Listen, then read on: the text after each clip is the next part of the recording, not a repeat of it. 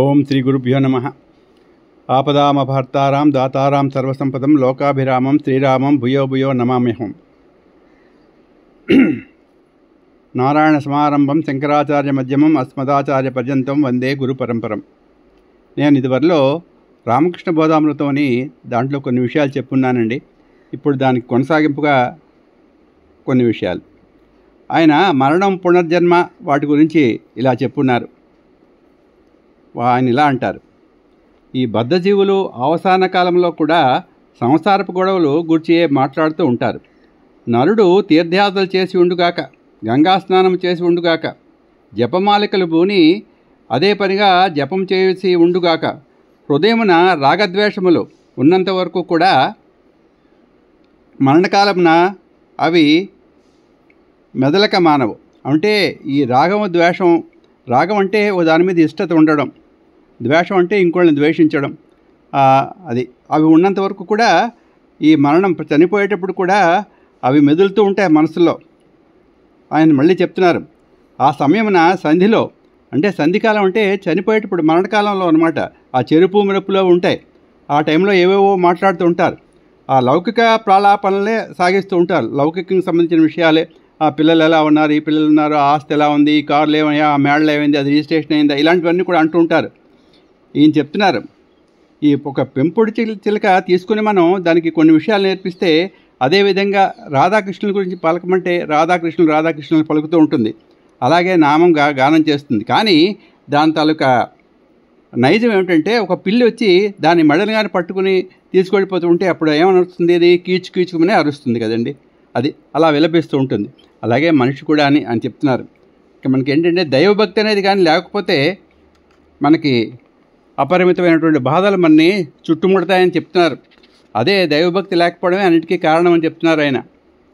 కావున మనం ఏంటంటే నరుడు అవసాన కాలంలో, అంటే చివరి కాలంలో చనిపోయేటప్పుడు అనమాట, నారాయణ అని చెప్పి నారాయణ స్మరణకు ఉపయోగపడే సాధన చేయాలని చెప్తున్నారు ఆయన. ఎప్పుడు కూడా జీవితకాలమున అటువంటి సాధన చేసిన ఎడల జీవిత చివరి దశలో భగవంతుడు తప్పక తలంపుకు వస్తాడు.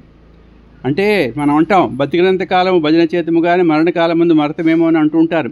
ఈ కప్పము, దీనివల్ల మనం మనిషికి కొంచెం జ్ఞాపకశక్తి తగ్గడం వల్ల, చూపు మందగించడం వల్ల, ఇవన్నిటి వలన మనిషి కొంచెం కుదించిపోతాడు. ఆ టైంలో భగవంతుడు గుర్తుకొస్తాడో రాడు అని బాధపడుతూ వాళ్ళు చెప్తారన్నమాట. ఇలా అంచేత ఏంటంటే ఎప్పుడు నిరంతరం కూడా భగవంతుడిని మనం దృష్టిలో పెట్టుకుని ఆయన గురించే భజన చేస్తూ ఆయన గురించి ఆలోచిస్తూ ఉంటే ఆ మరణకాలంలో కూడా ఆ భగవంతుడు మనకి తలంపుకు వస్తాడని చెప్తున్నారు. సరిగా జీవిత చివరి దశలో అవసాన కాలాన నరుడు ఏమి చింతించడం, ఇక్కడ నరుడు అంటే ఇక్కడ లింగభేదం లేదండి, అందరూ కూడా నరుడు అంటే అంటే స్త్రీ పురుషులు కూడా ఆ నరుడు ఏమి చింతించునో దాన్ని అనుసరించియే వానికి ముందు జన్మము కలుగుచుండును. ఇది అందరూ చెప్తుంటారండి. మనం చివరి దశలో చనిపోయేటప్పుడు దేని గురించి అయితే ఆలోచిస్తూ ఉంటామో మనకి ఆ జన్మే వస్తుంది. మనం ఇప్పుడు హిమాలయాస్ గురించి ఆలోచిస్తాం అనుకోండి, అక్కడ ఉండాలి, నేను అక్కడ సాధన చేసుకోవాలి అని, అప్పుడు అదే మనకి కుదురుతుంది. అక్కడికి హిమాలయాస్కే సాధనకే వెళ్తాం. అది అలా చెప్తున్నారు. అంటే సాధనకే వెళ్తామంటే ఆ సాధనకి వెళ్ళేవాడు అంతకు ముందు ఇక్కడ సాధన చేస్తూ ఉండాలి. ఇప్పుడు భగవంతుడిని కృష్ణుడిని అడుగుతాడు అర్జునుడు, సరే సత్కర్మలు చేస్తాను, తర్వాత ఈ లోపలనే మరణం సంభవిస్తుంది, మధ్యలోనే అప్పుడు ఏమిటవుతుందంటే ఇది కొనసాగింపు కార్యఫార్వర్డ్ అవుతుంది, అంటే సత్కర్మలు చేసిన వాళ్ళకి అనమాట ఇవన్నీ. సరే ఈయన చెప్తున్నారు అనమాట. కావున భక్తి సాధనలు అత్యావశ్యకమై ఉన్నవి అని చెప్తున్నారు ఆయన. నిరంతర సాధన వలన సంసార చింతలు, అంటే మనం చెప్తారు కదండి, సంసారం మహాసాగరం అంటారు, ఆ చింతలు పూర్తిగా కూడా తొలగిపోయి భగవత్చింత మనస్సుని ఆక్రమిస్తుంది. ఎప్పుడైతే భగవత్చింత మనస్సుని ఆక్రమిస్తుందో ఈ సంసారానికి సంబంధించిన చింతలన్నీ కూడా తొలగిపోతాయి. అప్పుడు మరణకాలమున సైతము అది మన మనస్సును విడవదు. అది అలా చెప్తున్నారు. తర్వాత చెప్తారు, ఈ కుండ గురించి ఉపమానం చెప్తున్నారు. ఇప్పుడు కాల్చని కుండ, ఇక్కడ ఈ కాల్చని కుండ విచ్చిపోయిన ఎడల దాన్ని మట్టి మళ్ళీ పనికొస్తుంది, దాన్ని వాడుకోవచ్చు. కానీ అదే కాల్చిన కుండ ఉంటుంది చూసారా, అది ఉపయోగింపబడదు. అలాగే మన మనిషి గురించి సరిపోల్స్తున్నారన్నమాట. ఈ మనుషుడు అజ్ఞాన దశలో ఉంటే, అంటే అజ్ఞాన దశలో అంటే కాల్చని కుండ అనమాట.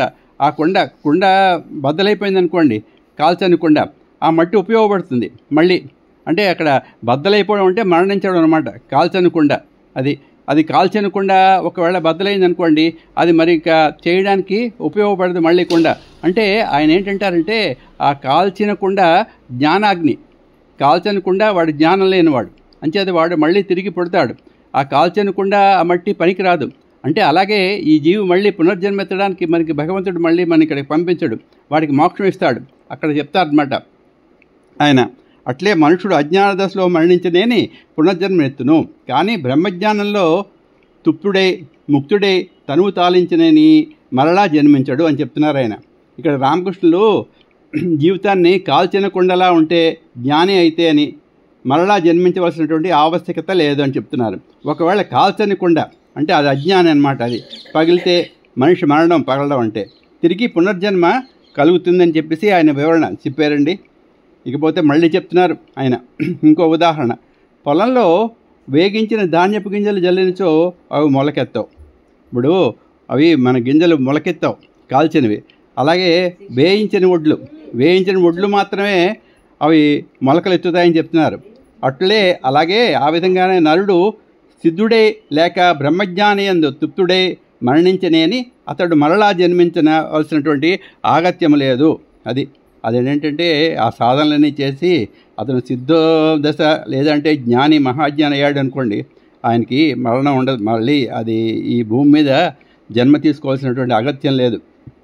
ఆ సిద్ధ దశలో అదే అసిద్ధ దశలో అంటే ఆ సిద్ధి పొందకుండా అవిద్య అంటే ఆధ్యాత్మిక విద్య ఏమీ లేకుండా, ఏం తెలుసుకోకుండా, జ్ఞానం అంటే ఏమిటో తెలియదు, అలాంటి పరిస్థితుల్లో మరణిస్తే వాడు మరలా కూడా జన్మ పొందవలసినటువంటి స్థితి ఏర్పడుతుందని చెప్తున్నారు ఆయన. ఇక్కడ మనకు ఒకటి చెప్తుంది గర్భవాసం గురించి.